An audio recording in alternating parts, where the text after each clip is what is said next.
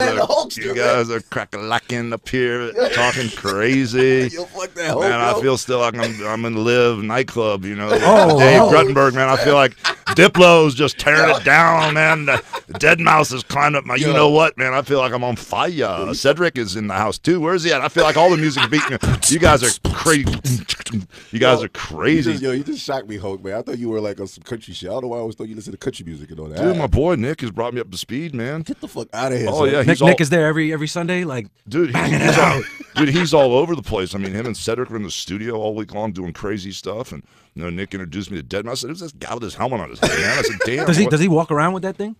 Oh no, I met him. Hot, I met him with, and then he was cool, man. We hung, and the guy straight up. I figured, you know, he'd be on some kind of crazy star trip, and he's just straight up cool, man. Nah, he's mad he cool. just hits it with A, you know, all that Canadian stuff, you know. But he's good, man. I DJ with him in Toronto. He's mad cool. Very Yeah, he is. conservative. He He's is. not really into the bitches and all that crazy shit. And Diplo and all these guys, Yeah. man. You know, because you guys are like the new rock stars. You know what I'm Yeah, saying? Like DJs, from right? and the DJs are like the new rock stars. And I'm like, damn, they got respect for old man Hogan, and they're putting me over, and they're like, dude, they're like, their parents watch me wrestle. Come on, Now, man, these you're a guys, legend, man. You don't have no, to- but oh, the man. DJs are like crazy, just putting me over. Like it's, I mean, even back in the day when Lil Wayne started cracking, I mean, everybody, the game, everybody, it's like, Wow. you know, Nicki Minaj, everybody's talking about Hulk Hogan. It's like, you guys are like giving me new blood. I'm like relevant. It's like, not to mention all the other crap I'm into, but brother in the house. Yeah, you are very relevant right now, buddy. I'm like the male. Well, I didn't want to go there. You've been saying brother for years. Any black guy ever said, yo, you my nigga? Like, you my nigga, Hulk? Well, Booker T used to do that to me on TV.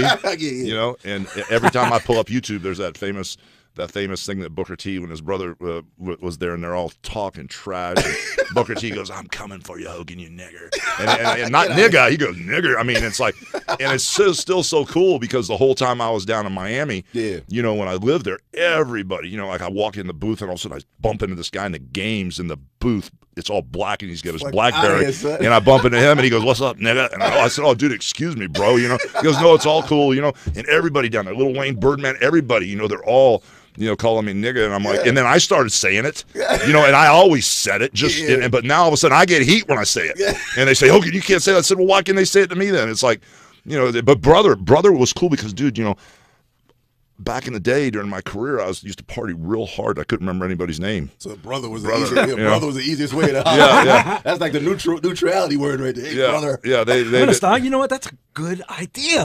yeah, Because I'm always like, hey, yeah, shit. no, they'd introduce me like to, you know, Dick Ebersol or somebody like that, or somebody that, you know, like Les Moonves that runs CBS, and within 10 seconds. Somebody walk in, I get ready to say, "Hey, brother, you know, this is so and so," and I was like, you know, I couldn't remember. So that's where it came from. That's gangster. So when you were partying, what was your poison of choice? Oh, dude, stop. Or what wasn't it? Wherever you're going, I've already been. Okay, let's just put it there. Wow. Okay, let's just leave it There's, like there's that. a lot of new things now. I know you laugh I got at it. I got a new life, man. You know, Yeah. I got a new life. I'm these, cool. These kids now doing all the new stuff I never even heard of. I was Yeah. like, these new names, Molly, this, that. I'm like, where Can't this keep come up. from? Man, Yeah. I'm good. It's over, though. I'm good. Yeah, I was telling my son and a bunch of other kids all this spice stuff and incense. I said, "Bro, that stuff is whack, man." I said, "You guys stay away because somebody's going to start flipping and convulsion and passing out." And sure enough, you know, the old man with the yellow boots, been around the block 20 million times to try to tell these kids, you know, just I can, in the air, if I smell it, stuff smells whack. It smells like chemicals. So stay away from that crap, man. Well, how's your son doing? He's good, man. You know, he had a rough time. He got handed a real bad hand, you know, and he stepped up like a man, and he did what he had to do.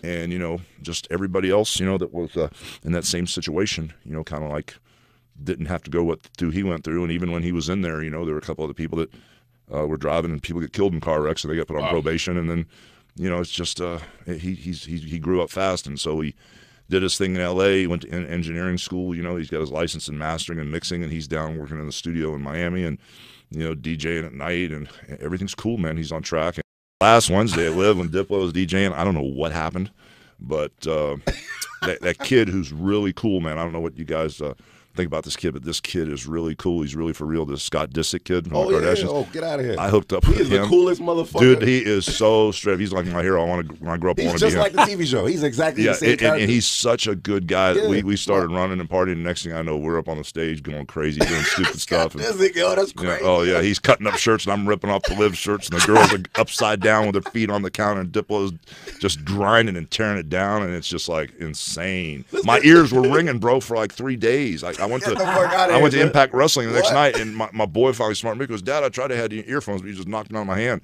I didn't know that your ears would ring that long. Yeah, You know. you like Dr. Dre? You ever bang Dr. Dre before you go out and? Well, if you don't know, well, now you know. He's my man, brother. Every time, you know, you got to go back to the source of the force, you know. And Big Papa, I'm telling you what, you can turn all this new stuff on.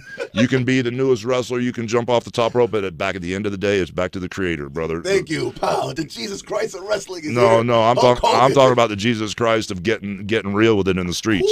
You know, I'm talking about, you know, Big Papa. I'm talking much respect. Wow. You know, no disrespect to anybody else, but go back to Biggie if you want to get real about all this other bullshit going on. Yeah, man. When was the last time you smacked Ed McMahon? Like, what was the last time you saw him? Vince McMahon. I'm sorry, Vince McMahon. I'm sorry. Oh my gosh, that was Ed McMahon, God bless him. I'm sorry, R.I.P. that was WrestleMania 19, man. Me and him get into it up in Seattle. Actually, bro, you know, when you get in the ring with somebody, you know, when you got a house where there's 20, 30, 40,000, 94,000 people. How does that feel, man? Whatever it is, Dang. I get in the ring with somebody, and I can tell how important, what we call how over they are, by the crowd reaction. I can just look at the crowd and look at them, and I can tell you if this is going to be easy or hard. If it's hard, you got to get in there and dig and go crazy and get everybody rumbled up. But, man, I looked at the crowd. I took one look at Vince McMahon in the ring, and the place just started rumbling. I get, ooh, this is going to be a night Is off. there like now, years of grudges just bubbling up to be like, I can't wait to body slam this guy? All the new wrestlers now, they doing all these like physical stuff, and then they got like all this theatrical shit now. Like there's holes in the ring, explosions, and Yeah, it's like a movie now. Yeah, I do. You know, that's one of the reasons I'm kind of like jacked up about, you know, this TNA Impact Wrestling. You know, it's kind of like we're not trying to make wrestling, and this isn't a promo rap. This is just straight up. We're not trying to make wrestling like it used to be. We're trying to make wrestling how it should be. Oh, and it's still violent, man. It's still hitting people with chairs and everybody gigging our heads with blades and stuff, man. You know, we're still real. Oh, that's ill. You know, Let's do that shit, and no, man. red turns to green, brother. But anyway, at the end of the day, we're keeping wrestling how it should be, and you know, that's why I'm here. You know, we're on every Thursday on Spike, plug, 8 to 10. Yeah, man. And then we get our pay-per-view, the big Super Bowl Bound for Glory. But You're fighting Sting, yo. No, I'm not fighting Sting. He's my boy. No, but at the end of the day, all these new wrestlers, I got mad respect for them. But one of the reasons I still think I'm important and I'm trying to pass this art form along is I watch some of these guys, and I never used to talk to anybody. I just go out in the ring, and I know who was going to win or lose because it was predetermined. And so if I had a 20 or 30 match with you or Andre the Giant, you listen to the crowd with your heart and your ear. And you know, like, if I twist the wrist and that's not working, maybe you should do something else. Or you kind of like listen to the crowd because it's an art form. But all of a sudden, these new wrestlers who I got mad respect for, I'll be at the production meeting at 12, and I'll be walking around. I'll see the two guys that are going to wrestle, and they've been talking for like 6 hours about an 8-minute match. And I look at them and I go, you guys are planning all this shit out? I said, what happens if you get out there and everything that you're planning doesn't work? You just keep doing what's not working, you know? And so one of the reasons I'm there is I'm trying to tell these guys, and some of these guys have an 8-minute match, and they do more moves in an 8-minute match than I did in 30 years. So I said, slow down.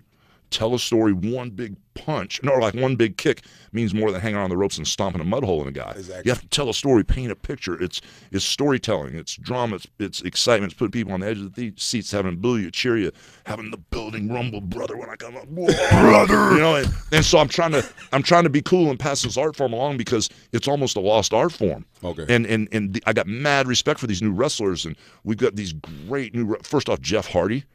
This guy is a beast. He's cutting edge, man, but he gets it. You know, we got new guys like AJ Styles, Chris Daniels. I'm in love with this guy. He's my superhero. We got Kazarian.